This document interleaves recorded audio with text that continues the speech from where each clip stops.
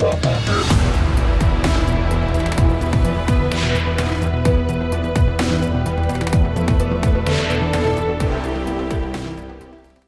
entretiens des patriotes, bonjour à tous. Candace Owen, épisode 2 sur Jean-Michel, du lourd, du très lourd.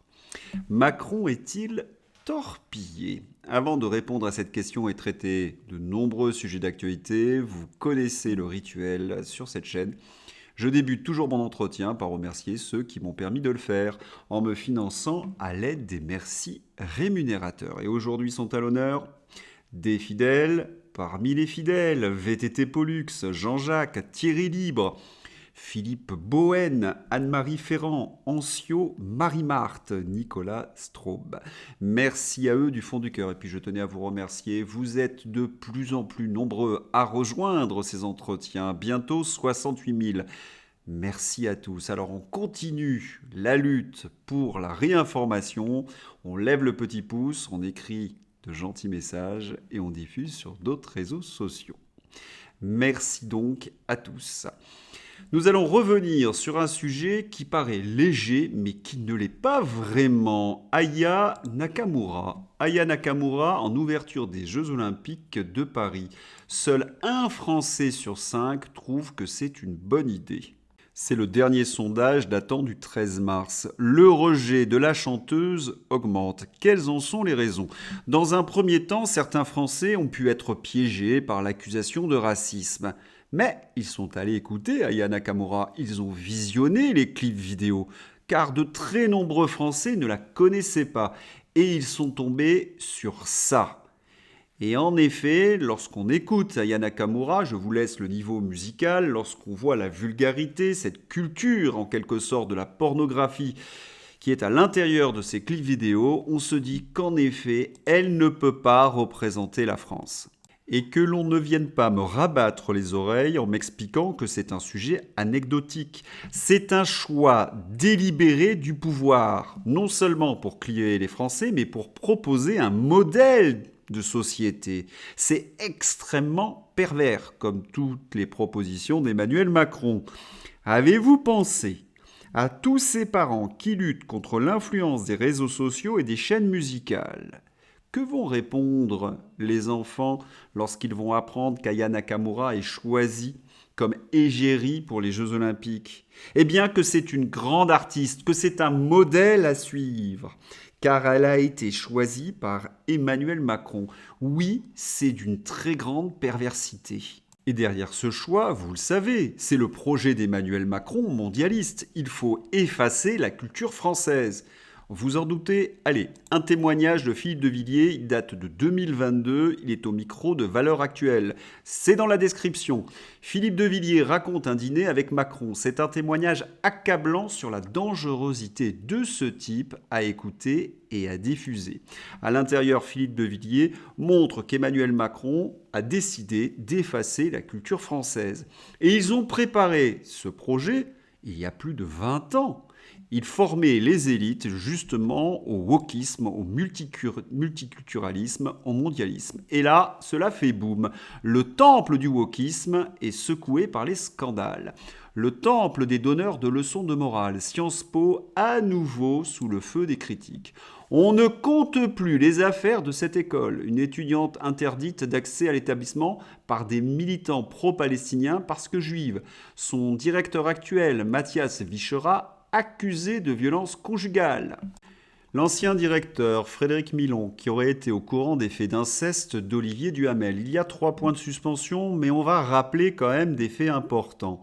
Celui qui a transformé Sciences Po en maison woke, c'est Richard Descoings. Il a harcelé les jeunes garçons. Qui protégeait Richard Descoings ? Eh bien, celui qui présidait le board, Olivier Duhamel. C'est rapporté par Camille Kouchner dans Familia Grande. Quant à Richard Descoings, il est mort dans une chambre d'hôtel à New York suite à des jeux sexuels avec 2 prostituées mâles. Sans oublier le hijab D. Sciences Po devrait balayer devant sa porte avant de demander systématiquement l'annulation des conférences des personnalités non conformes dans ses amphis et de donner des leçons de morale wokiste hypocrite. Macron dénonce des propos inqualifiables et parfaitement intolérables.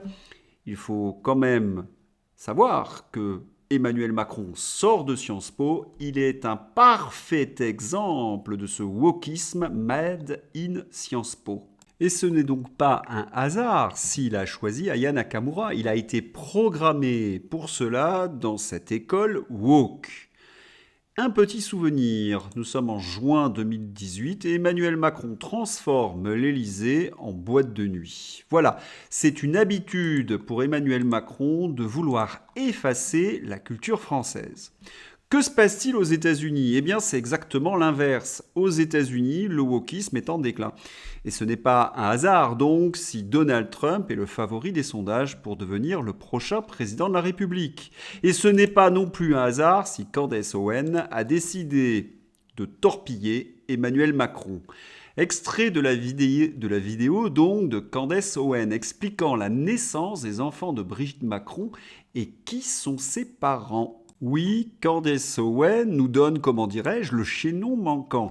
Je vous ai dit hier que cela pouvait être un feuilleton. Eh bien, c'est la réalité. Outre-Atlantique, on a décidé de cibler Emmanuel Macron. Certains d'ailleurs susurrent que les Américains voudraient faire d'Emmanuel Macron leur bouc émissaire de la défaite en Ukraine. Emmanuel Macron est mal, il est mal. Vous avez la vidéo dans la description, il faut absolument la voir. Et Brigitte Macron n'aurait jamais eu d'enfant ? Eh bien, si, nous avons une photographie où elle est enceinte. Regardez. Arrêtez avec ces rumeurs sur Brigitte Macron, soi-disant trans, etc. En quelques clics, j'ai trouvé une photo d'elle enceinte. Alors, les complotistes anti-vax conspirationnistes pro-Poutine, on ne dit plus rien, hein ? Bon, vous l'avez compris, c'est un trait d'humour. Les réseaux sociaux se déchaînent et c'est à celui qui nous présente un dessin humoristique. Mais derrière ces dessins humoristiques, il y a parfois, comment dirais-je, une certaine réalité. Oh, je ne dis pas que le dessin est réel, non, pas du tout. Regardons, Vladimir Poutine reçoit un dessin, Tucker Carlson s'esclave et cela fait rire Vladimir Poutine. Mais il y a quelque chose de bien plus grave derrière ce dessin. Je m'explique. Hubert Marty-Vrayance, ancien commissaire aux renseignements généraux et ancien du SGDN, revient sur l'affaire Jean Mimi et sur son suivi du cas Amanda Lear du temps où il faisait partie du cabinet noir d'Yves Bertrand. En effet, un président de la République qui aurait un tel secret serait en état de faiblesse vis-à-vis de ses adversaires. Et oui, un pays qui serait au courant d'une telle faiblesse pourrait faire chanter le chef de l'État. Alors, on n'en sait rien, mais on peut, je sais pas, donner des exemples de politique fiction qui n'ont jamais eu lieu. Par exemple, un pays qui exige que la France vende des actifs stratégiques comme des turbines nucléaires. On plaisante, mais vous voyez que derrière une plaisanterie, il peut y avoir un fond de vérité. Allez, un petit moment de détente, celle-là je l'adore. Iggy Pop, excédé, déclare « Je ne suis pas Brigitte Macron, nom de nom ». Mais le plus grave, c'est peut-être dans cette plaisanterie. On plaisante, mais une plaisanterie amère. Quel est le biscuit préféré de Brigitte Macron ? Chut, on ne donne pas de réponse. Cette affaire prend donc une dimension internationale et on peut se poser la question, est-ce qu'Emmanuel Macron n'a pas été torpillé ? Parce que si les révélations se succèdent, il aura du mal à faire face à la réalité. Il est pourtant épaulé par les journalistes aux ordres. Tristan Mendès France, le meilleur, oui c'est le meilleur, nous dit au bon tweet français. La complosphère d'extrême droite US s'empare du délire transphobe autour de Brigitte Macron, ce qui en retour électrise notre complosphère bien de chez nous. Grosse chambre d'écho à venir. Et ça, ce n'est probablement que le début, vu la puissance du relais conspi-US, de la tromposphère à la canonosphère en passant par la poutinosphère, ça va être une sale séquence. Un grand bravo à Tristan Mendès France, qui a réussi à placer complosphère, extrême droite, transphobe, Trump, Canon et Poutine en seulement 2 tweets. C'est un strike. T'es le meilleur, Tristan. Je l'ai toujours dit autour de moi, t'es le meilleur. Merci au bon tweet français pour cette ironie. Ce qui est sidérant, c'est que nous voyons tous ces journalistes aux ordres se mettre en ordre de bataille pour attaquer des influenceurs américains. Est-ce qu'ils vont dénoncer la faillite de la France? Est-ce qu'ils vont dénoncer la perte de nos libertés? Est-ce qu'ils vont dénoncer la politique d'Emmanuel Macron? Pas le moins du monde. Ils viennent au secours du couple présidentiel. Pouah! Allez, pour tracer le bilan d'Emmanuel Macron, rien de tel qu'un bon tweet ironique, parodique de Jean-Pierre Connard. Le bilan n'est pas si mauvais. Avec Macron, euthanasie, avortement, guerre, inflation, vaccin efficace à 95%, valeurs LGBT dès le primaire et une guerre nucléaire qui finira par une victoire française. Alors, les anti-tout, on ne vous entend plus ? Mais vous savez, ce qu'il y a de plus amusant, c'est que certains macronistes retweetent ces sites parodiques. Ils ne se rendent même pas compte qu'on se moque d'eux. Et notamment Urtica. Nous n'aurons aucune ligne rouge pour terrasser l'ennemi de l'Europe. La majorité présidentielle explose dans les sondages. Tous les Français sont rassemblés autour de la liste Renaissance pour faire table rase de l'ancien monde et laisser irradier la paix. Pour un avenir radieux, nous sommes prêts. Le 9 juin, je vote Renaissance. Oui, ce genre de plaisanterie est retweeté par certains macronistes. C'est dire leur niveau. Et ils sont où, les Mendès France, les Rudi Reichstadt, devant la folie de notre président de la République? Eh bien, ils sont aux ordres, comme les journalistes d'ailleurs de TF1. Le président Emmanuel Macron s'exprimera demain sur le soutien de la France à l'Ukraine dans les journaux de 20h de TF1 et de France 2 face à Gilles Boulot et Anne-Sophie Lapix, deux modèles de journalistes aux ordres. Pauvre de moi, je vais devoir supporter ces deux larbins et ce menteur professionnel. Compte rendu dans mon prochain numéro de tous les éléments de langage, des mensonges, du narratif du président de la République. Je vais revenir sur le différend qui oppose tous les partis patriotes. C'est une véritable ébullition. Mais rappelons-nous avant l'information principale. Guerre en Ukraine au Parlement, un vote symbolique qui n'aura aucune implication juridique concrète.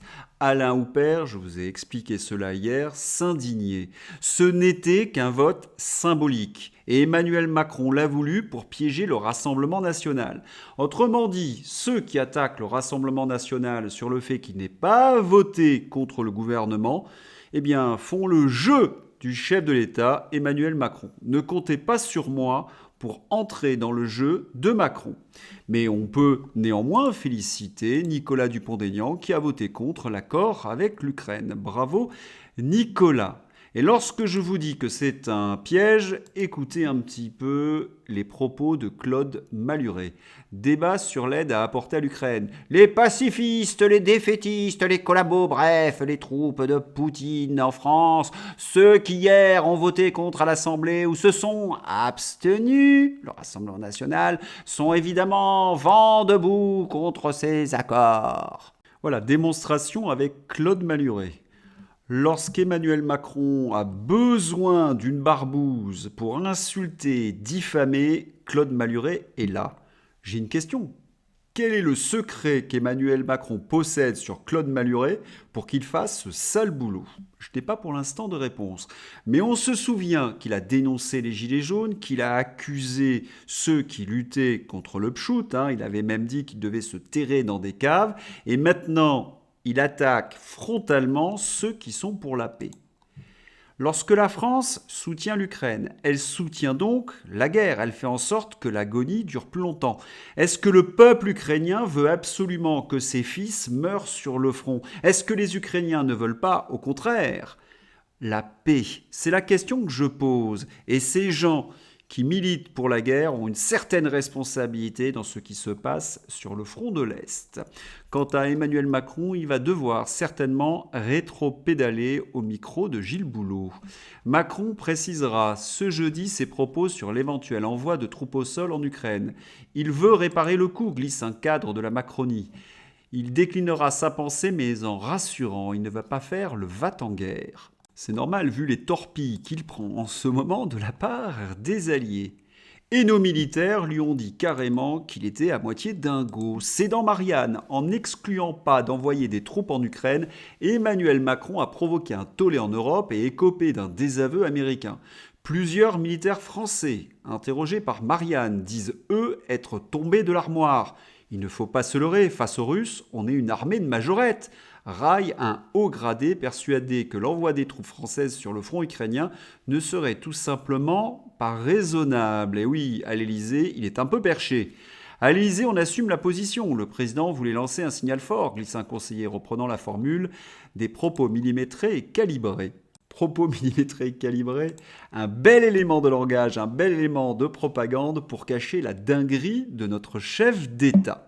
Emmanuel Macron agite le chiffon de la guerre pour éviter que l'on regarde son bilan, je ne cesse de le répéter dans mes entretiens, et de cacher également toutes les affaires, tous les scandales de ses ministres. Le dernier en date, vous qui suivez ces entretiens, cela ne vous surprend pas, je l'avais déjà expliqué lors de sa nomination. Le nouvel Obs a quelques mois de retard. Malgré une mise en examen pour corruption passive et trafic d'influence passif dans l'affaire Renault, revoir mon entretien à ce sujet, Emmanuel Macron a nommé Rachida Dati ministre de la Culture. Aujourd'hui, l'hebdomadaire L'Observateur révèle que l'élu était au cœur d'un système encore bien plus large. Je vous l'avais expliqué dès le mois de janvier. Un petit rappel. L'affaire Rachida Dati, la ministre de la Culture, était au cœur d'un système corrompu avec des virements d'un financier mystérieux sur son compte bancaire, des relations sulfureuses et des intérêts privés jamais loin de ses positions publiques. Remarquez que Rachida Dati ne déroge pas à la règle. Pour entrer dans un gouvernement Macron, il faut soit être un tocard, un corrompu ou un tocard corrompu. Rachida Dati, parfait exemple. Emmanuel Macron tremble. Il a peur que la presse révèle tous ces scandales, révèle son bilan. Que fait-il? Il essaie d'intimider. Eh bien, la presse, encore indépendante. Commission contre CNews. Bolloré. J'ai suivi toute l'audition de Vincent Bolloré. Quoi qu'on pense de lui? Son calme et son intelligence ont terrassé tous ceux qui, en face de lui, avaient pour but de le prendre en défaut. Une véritable masterclass. Il a rappelé qu'il était fils de résistant. Un non-renouvellement de la fréquence TNT de CNews ou d'une autre chaîne du groupe Canal+ serait une marque de défiance, estime Vincent Bolloré. Le sentiment extérieur est que le succès des chaînes de Canal+ et la liberté de ton de Canal gênent. C'est très clair, Emmanuel Macron a lâché les chiens de la France insoumise aux jambes de Vincent Bolloré. Lorsqu'on écoute CNews, il n'y a plus de retenue contre Emmanuel Macron. Manifestement, Vincent Bolloré rend coup pour notre plus grand plaisir. Europe, agriculture. L'Europe ne nous déçoit jamais. Non, jamais. En pleine crise agricole, le Parlement européen en rajoute une couche pour mettre fin aux exploitations familiales pendant qu'Emmanuel Macron fait diversion avec l'Ukraine ou les sujets sociétaux. Les petites exploitations devront avoir les normes des grandes, autrement dit, elles ne pourront pas financièrement respecter ces normes. C'est donc la disparition programmée des petites exploitations. Agriculteurs, il est temps encore de manifester. Europe, toujours. Plus 541%. L'immigration illégale en Europe par la route d'Afrique de l'Ouest explose. Selon l'agence Frontex, cet axe devient la principale porte des entrées irrégulières dans l'Union européenne. Mais peut-on faire pire comme politique que celle de l'Union européenne? Non, cela paraît impossible. Nous sommes un peu désemparés, impuissants. Et pourtant, nous avons une carte à jouer, les élections européennes de juin 2024. Et surtout, les partisans du Frexit. Il faut absolument se réunir. Cessez les invectives. Jean-Frédéric Poisson. Le Frexit doit devenir un sujet de débat. 31% des électeurs français sont favorables. C'est colossal. Oui, nous unir et cesser de nous disputer entre nous. Nous avons un adversaire, il s'appelle Emmanuel Macron. Il s'appelle Union européenne. Alors, il y a des gens courageux qui militent contre Emmanuel Macron. Je pense au général André Coustou, qui détaille la menace qu'il a reçue après son passage sur Sud Radio concernant les Gilets jaunes et Emmanuel Macron. En effet, il a rapporté qu'Emmanuel Macron voulait faire tirer sur les gilets jaunes et que les militaires ont refusé. Eh bien, il a été menacé plus ou moins d'une crise cardiaque s'il continuait. Soit je me taisais jusqu'aux élections européennes et rien ne se passerait pour moi, soit je continuais de parler et je pourrais avoir une crise cardiaque. Et oui, vous ne rêvez pas, le général André Coustou a été menacé, intimidé. Ce n'est pas le premier patriote à subir de telles intimidations. Quel est le meilleur moyen lorsqu'il y a ce genre de choses? Eh bien, retourner les intimidations sur ceux qui les ont proférées. Faire en sorte que tous ces macronistes qui s'amusent à jouer les barbouzes prennent le boomerang de leurs propos en pleine figure. Et surtout, l'union. On va terminer cet entretien par rendre hommage à quelqu'un que j'ai beaucoup admiré. L'amiral Philippe de Gaulle est mort à 102 ans.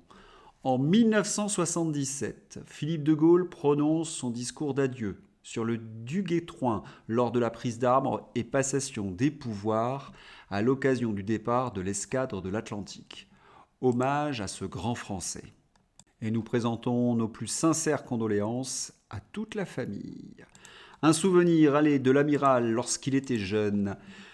La France libre, à 18 ans, les escortes de convois décimées par les U-boots dans l'Atlantique, le retour en Normandie dans un char de la 2e DB, 6 blessures, dans l'ombre écrasante de son père, Philippe de Gaulle, lui aussi avait libéré la France. Il vient de mourir à 102 ans. J'espère que vous avez apprécié cet entretien. Je vous souhaite une excellente journée. À bientôt. Au revoir.